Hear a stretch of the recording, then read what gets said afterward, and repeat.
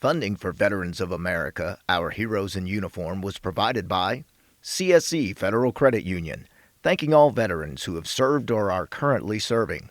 CSE can provide $0 down payment and low closing costs on VA mortgage loans for eligible veterans. By SARTA, where can we take you today? And by the Donovan Veterans Fund.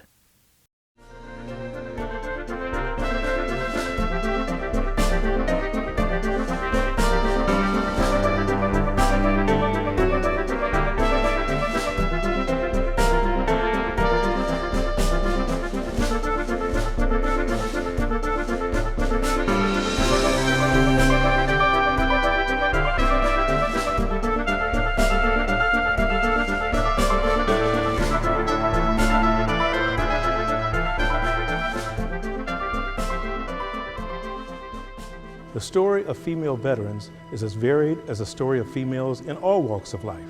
I'm Ron Ponder. We're here at the National Veterans Memorial and Museum in Columbus, Ohio. There are challenges and successes of our females in uniform. We're going to show you some of those successes by showing you who some of those female veterans are. Because after all, they serve too.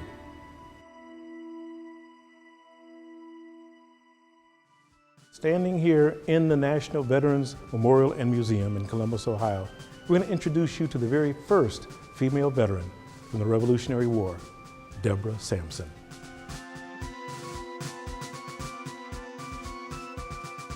Deborah Sampson disguised herself as a man and joined the Patriot Forces during the Revolutionary War. She was the only woman to earn a full military pension for participation in the Revolutionary War. For several years, Sampson's true sex had escaped detection in spite of some close calls. She was wounded twice, once on the forehead from a sword, and she was also shot in the left thigh. She took out the pistol ball herself. She was fully discovered as a female a year and a half into her service when she became ill during an epidemic and was taken to a hospital where she lost consciousness. That is where and when it was discovered that Deborah Sampson was indeed a female. She received an honorable discharge in 1783. Currently, according to the VA, there are over 1.8 million female veterans. And just as in civilian life, our female veterans are finally gaining the respect and appreciation they deserve. Let's find out from Captain Sheston Wilson, an Army Reservist, how she deals with her military career, 3 children, a husband, and a career with Johnson Controls. I was 18 years old. I was the first of 3 kids and went off to college. Mommy and Daddy sent their first baby off to college, and 2 days later I called home and said, guess what? I'm joining ROTC, which is a program to go into the Army. And I was in 10th grade when 9/11 happened. So at that point, I didn't know what that meant for me. 3 years later, I was a freshman in college, and I was part of the 3rd class to basically contract with the military, knowing that I was going to deploy. It wasn't, a 5% chance that I might deploy. It was basically guaranteed. You were going to go to Afghanistan or Iraq or both. And so I called home and said, I'm joining the Army, I love this. And they said, no, you're not. They were supporters of the military, but they couldn't support their daughter doing it. And so it was hard for them. And I actually didn't sign until a year later. That summer, I went to airborne school, which is where you jump out of planes, you parachute out of planes. And my mom and dad got to come down to Fort Benning, Georgia for my graduation. And so they saw a little 19-year-old me running off the drop zone with my parachute and helmet on and just as happy as could be. And so they said, okay, maybe this is for her. And at that point, they agreed and I contracted. Do most females feel accepted? As a female in the Army, in my unit, I felt 100% accepted, part of the team. I think part of that was because I was an officer, so that helped. As an officer, you have to have respect. Some of the enlisted females probably had a harder time than I did, but yes, I felt respected and part of the team. How do you gain respect in the military? To gain respect in the military, it really starts with, a big part of it is physical fitness. So how you do on your PT score, your physical training test and your score, and being able to keep up with everybody on runs, road marches, anything like that is how you gain respect. And so as a female, because I was able to perform well in that area, it helped gain respect.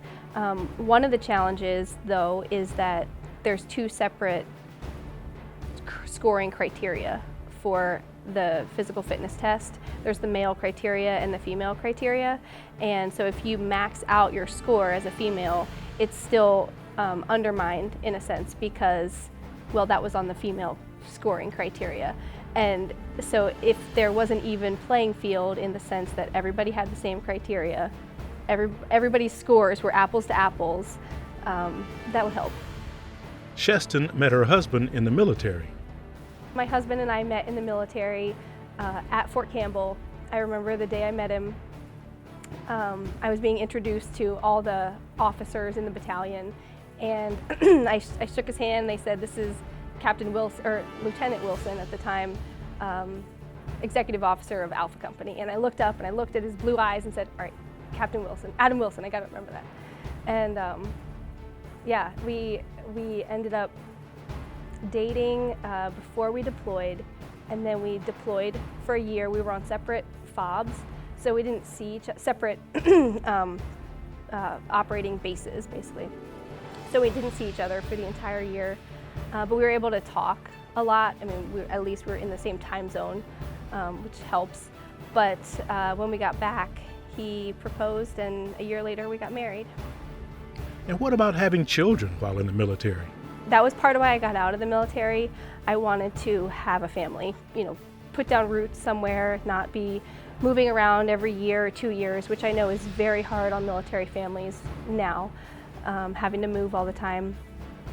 And now that I have a family, I have 3 kids, they're young, 4, 2, and 1.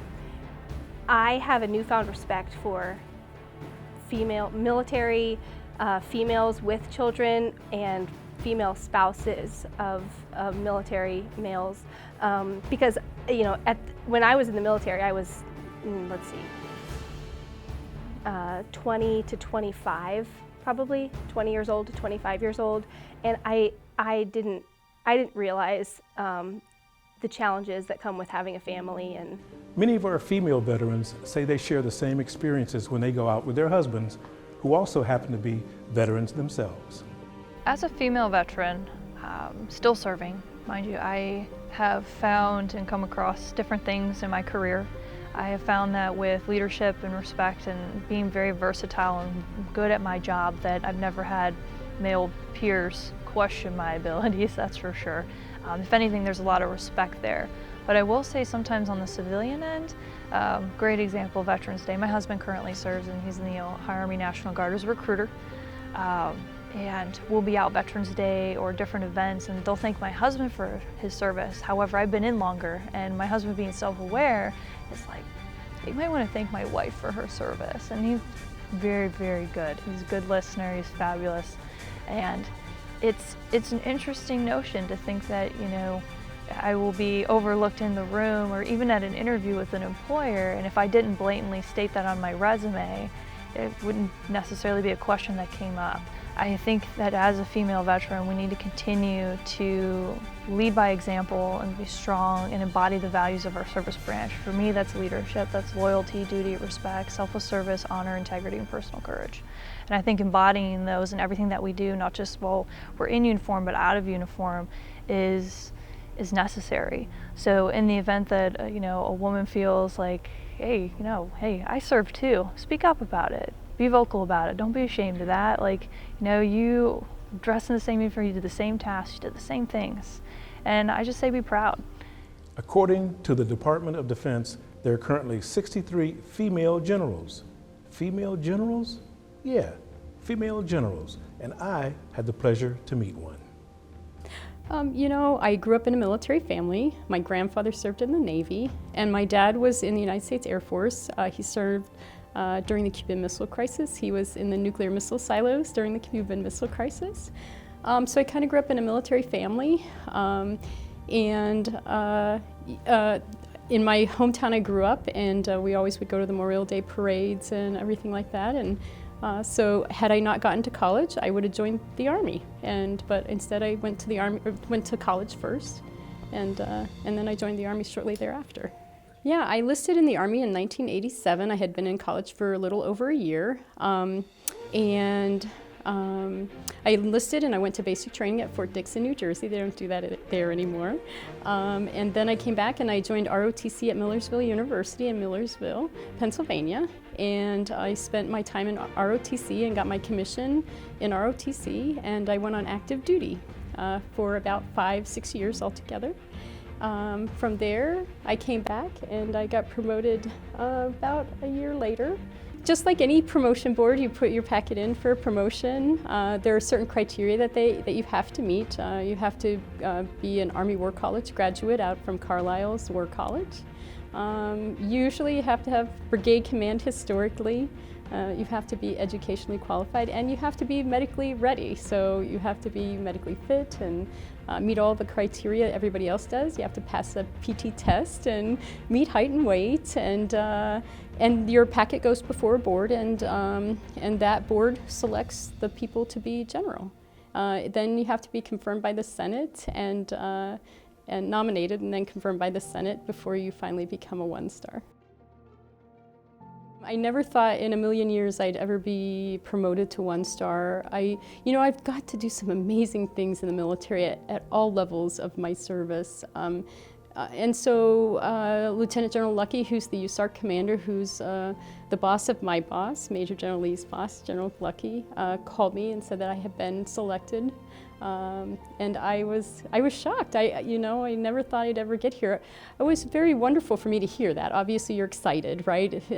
But I never dreamed in a million years I would have ever been selected to be a general in the United States Army.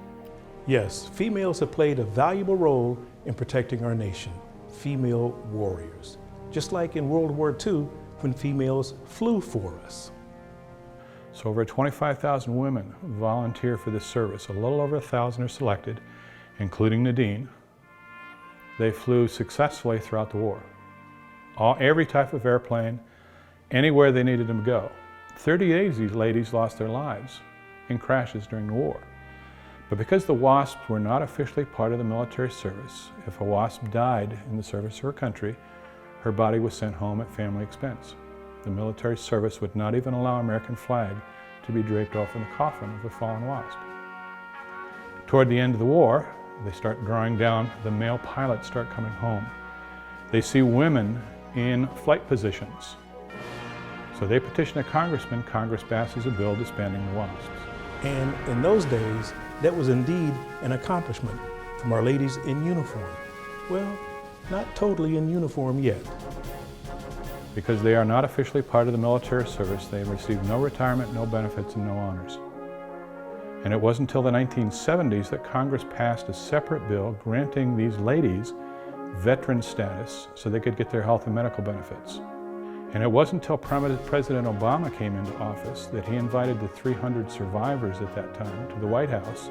3 of them actually showed up and presented them all with a Congressional Medal of Freedom, which is the first honors they'd received for anything they did during the war. And today, of course, we have some outstanding female combat pilots. And when our soldiers and sailors get wounded on the battlefield, they have access to the greatest care in the world. Just ask Captain Leela Powell. I started nursing school while I was in high school, taking the classes, the prerequisites at the University of Akron.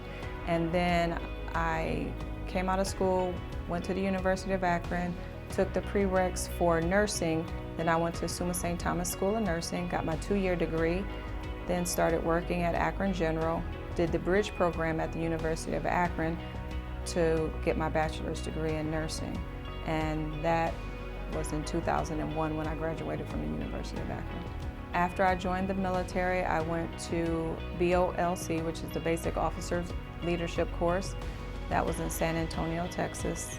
Then I deployed to Iraq in 2015 with the 948th Forward Surgical Team out of Michigan. Currently, I transferred to the 352nd Cash out of California for deployment to Honduras. How do females fit in? How is the camaraderie in Captain Powell's reserve unit?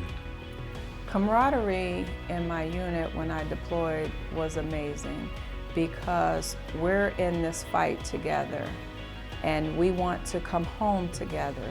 So we try to make everything good for ourselves together. So we stick together to get a mission accomplished, because if the mission isn't accomplished for one, it isn't accomplished for any of us. So if we need to set up the hospital, we have to do it together. And when I was deployed, we were a forward surgical team that was split. So there was only 8 of us. So everyone chipped in, and it just brought us closer together because we all knew we were working hard. We all knew we had a common goal. We had a saying that was embrace the suck. It was hot, we were tired. Sometimes we would get several patients constantly for days. We would be tired, and we just had to stick together and get through, and it just really brought us close together. There was times when we couldn't shower, times when we couldn't wash our clothes, so we just all stunk together. We just did it all together. So Was it hard for Captain Powell to leave her family when she was deployed? it was hard to leave family. I did feel like I was turning my back on my children, on my family, when they needed me.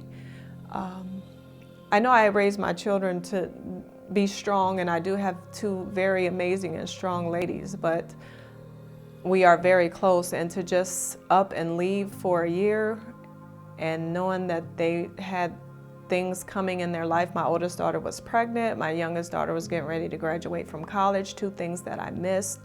I feel like I was putting them through heartache and pain because they were very torn that I was leaving. My grandkids didn't understand.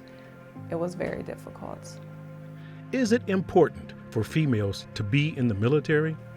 It is important for women to be in the military because we have just as great of things to offer as men do. And I think it keeps balance. We look at things from different perspectives, and we add different touches to the military, and we're a great asset just as men are. Being a nurse, they come into the EMT, and sometimes we are not able to save them. And there was a soldier in particular that we couldn't save. And we took his wallet out, and in his wallet he had pictures of his children and his wife. And Captain Powell's civilian life mimics her life in the military as she works in the emergency room of a hospital in Akron, Ohio. My individualistic mentality is definitely something that helps me be who I am, because when people say you can't, you won't, you shouldn't, I say I am, and I do. We have to show the same respect to our female veterans that we show to our male veterans, and we have to continually show our appreciation for the jobs they do and the sacrifices they make.